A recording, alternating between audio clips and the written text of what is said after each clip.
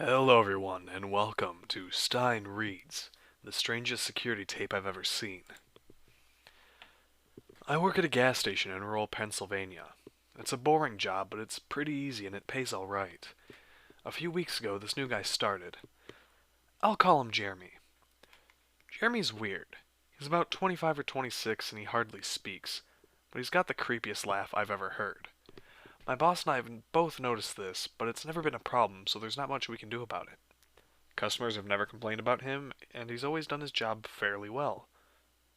Up until a few weeks ago, anyway. That's when things started going missing. Employee theft can be a problem at any business that sells consumer goods, and there's only one person working at a time at this gas station. It's a pretty small place. About 2 weeks ago, my boss started noticing that we were short on motor oil. At first, it was a few containers at a time, then entire shelves and boxes from the back room. Pretty soon, entire shipments would be gone the day after we got them. It would all always be right after Jeremy's shifts. My boss had checked the security camera tapes from every single night he worked, but he could never catch him in the act. Jeremy would lock up at closing, then the motor oil would be gone the next day. My boss usually takes the tapes home with him to try and catch Jeremy stealing, but his daughter had a softball game last night, so he asked me to watch the tape for him. He offered to pay me overtime under the table, so obviously I took that offer. There are 3 cameras, so he gave me 3 different tapes to check. I figured it would be a long night, but I'm trying to save up for vacation, so I really needed the money. I took the tapes home, popped them in an old VCR, and sat back. 2 days ago, the last time he worked, Jeremy started at 4 p.m. Everything seemed pretty normal at first. He counted up his drawer, switched off with the girl who was working before him, and waited for a customer. The first person who came was Mrs. Templeton.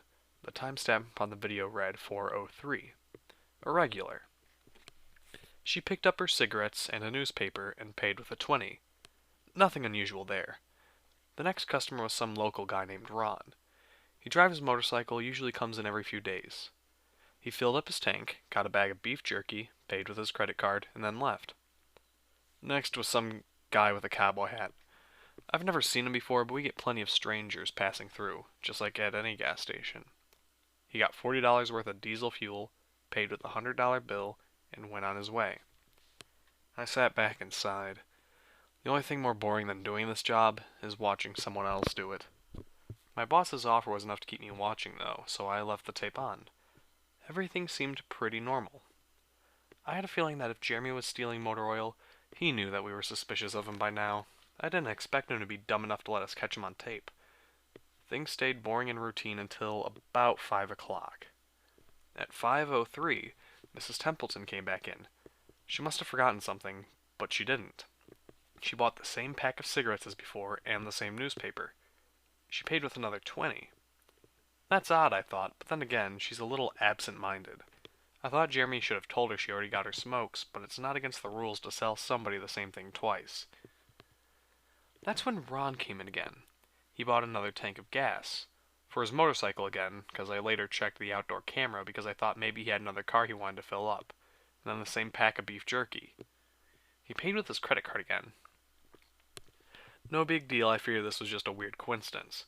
Mrs. Templeton is forgetful and Ron probably owns more than one Harley. That's when the guy in the cowboy hat came back in. I felt a chill run down my spine. Don't get diesel, don't get diesel, I found myself whispering to my empty living room. But he did. He got $40 worth of diesel fuel and paid with another $100 bill. Every move he made was identical to his first visit, right down to the way he scratched his nose before he walked out. Either this guy is rich, owns a lot of trucks, and just moved into town, or something really bizarre was happening. I kept watching. Every customer for the next hour was the same as before. Every single one. I was seriously freaked out, and then at 6:03, Mrs. Templeton walked back in. She bought her cigarettes and newspaper again, and paid with a 20 again. I thought I was going to lose it. I only watched another half hour before I started fast-forwarding through the rest. It was all the same. Every customer would come in at the exact same times, exactly 1 hour apart. Now I know what you're thinking. That sneaky motherfucker Jeremy has messed with the tapes. He had to run a loop of his first hour of business over and over. That wasn't the case. There are windows around the cash register area and that the camera's covered, and I watched the sunlight fade as time ran out. Jeremy's routine didn't loop over. He swept, mopped, restocked, and did all his duties exactly how you'd expect, but the same customers kept coming in. I was panicking at this point. Something was seriously wrong with what I was seeing, and I had no explanation for it. I skipped ahead to when he locked up and walked out to his car. He hadn't stolen anything, but I kept watching just to make sure. I fast-forwarded one last time to about midnight. At exactly 12:03, out of nowhere, Jeremy's face pops up on camera. I don't mean he moved his head into view. I mean that 1 second in the store was empty. The next second his face was all I could see. He wasn't looking at the camera, he was looking at me, and I was sure of it. I screamed and fumbled for the remote. By the time I grabbed it, he was gone, just as soon as he had left.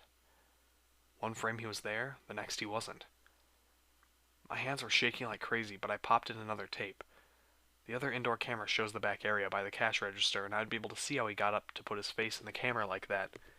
I skipped ahead to 12:03, but there was nothing. I would have been able to see him standing on a chair or something on this tape, but he wasn't there. I didn't see him enter the store at all after he left. It's like he really wasn't there. He doesn't know the security code, and no alarms were triggered that night after he locked up. What I did see, however, was that at 12:03, the motor oil vanished off the shelf. All of it. Same as Jeremy's face. 1 second it was there and the next it wasn't. I turned that tape off and went to bed. But I didn't get a wink of sleep. My body is exhausted right now, but my mind is racing. That tape was undoubtedly the creepiest, most disturbing thing I've ever seen in my life. I work in a few hours. My boss asked me to bring the tapes back in and let him know what I found, but really, what the hell am I going to say? Jeremy works the night shift tonight, directly after me, and the plan's for my boss to come in just before I leave to confront him with me, as I'm supposed to be the one who caught him stealing. I have no idea what I'm going to do. I suppose I'll have to show my boss the tapes, but I don't want to watch them with him. I never want to see something like that again. I can't get the image of Jeremy just smiling directly into the camera out of my mind. It was the creepiest look I've ever seen on another human being's face. Anyways, I'm going to try to get some last minute sleep before I have to go in and deal with this. I'll let you guys know what happens. Update, 2:49 p.m. Updating from my phone. Apologies in advance for errors. My boss just finished watching the last of the tapes. I told him what to expect, but you really can't prepare someone for something like that. He's scared shitless. I still am too, and Jeremy's due to come in at 4. We've got a little over an hour to get our shit together, but neither one of us knows what to say to him. Is he just a fucked up guy who likes to steal motor oil and scare the shit out of people? Or is he something else? I don't know if this is crazy, but does anyone think he could have anything to do with the time loop? My boss said he never noticed anything like that in the other tapes, but the way he popped up in this one made me think he knew I would be watching. It's like he wanted me to see what he could do, like he was showing off or something. The way he smiled into the camera was like a little kid showing you a sandcastle they just built or something. I don't know, I probably sound crazy. I sure feel the part. I'm going to talk to my boss some more. We have to calm ourselves down and figure out how to handle this. I'll update again tonight, but I have a really bad feeling about how this is going to play out. 4:33 p.m. No sign of Jeremy. Tried calling him, but his phone has been disconnected. We're calling the police. Update, 5:33 p.m. No sign of Jeremy. Tried calling him, but his phone has been disconnected. We're calling the police. Update, 6:33 p.m. No sign of Jeremy. Tried calling him, but his phone has been disconnected. We're calling the police. Update, 7:33 p.m. No sign of Jeremy. Tried calling him, but his phone has been disconnected. We're calling the police. Update, 8:33 p.m. No sign of Jeremy. Tried calling him, but his phone has been disconnected. We're calling the police. Update, 10:58 p.m. Holy shit. Holy shit, holy shit, holy shit. I just got home and saw my previous updates. Things make less sense now than ever. Here's what I can tell you. I went to work, Jeremy never showed up. My boss and I decided to call the police, as you're well aware. When I picked up the phone to call, though, the sun went out. I shit you not. That's what I thought happened. Apparently I blacked out for exactly 5 hours, because when I looked at the clock it was 9:33. I think I got stuck in Jeremy's time loop, and I snapped out of it at the exact point I blacked out, if that makes sense. But that's when things got really weird. My boss was right next to me when I blacked out, ready to corroborate my story to the cops. When I came to, the phone was in my hand, but it was dead, not even a dial tone. My boss was still right there, but he wasn't moving. He was standing up, but frozen. I looked at the clock, and it wasn't moving. The second hand was stuck on the 12. It was 9:33 exactly. The clock on the register, the little computer screen, wasn't moving either. My phone was frozen. There was even a customer at the register waiting for my boss to get him cigarettes. I'm betting that would have been his 5th pack of the day. I got the fuck out of there. Didn't lock up, didn't turn the lights out, and sorry guys I didn't grab the security tapes to upload on the internet. Believe me, that was the last thing on my mind. The gas station is on a major highway, and cars were parked all along it. Except they weren't parked, they were frozen. The people inside were sitting still as wax statues. I got in my car and prayed that it would start. Thankfully it did. About halfway home, time started up again. The static from the radio turned into music like it's supposed to be, and from what I could tell by listening to the host talking between songs, no one noticed the time freeze or whatever it was. I was the only one. Well, I'm sure Jeremy noticed as well. I still have no clue where he is or what he's doing. I'm hiding in my room and calling the police again in the morning. I don't know if I ever got through to them before, or if I did, whether they took me seriously. I'm scared for my life at this point. I'll update tomorrow if I can.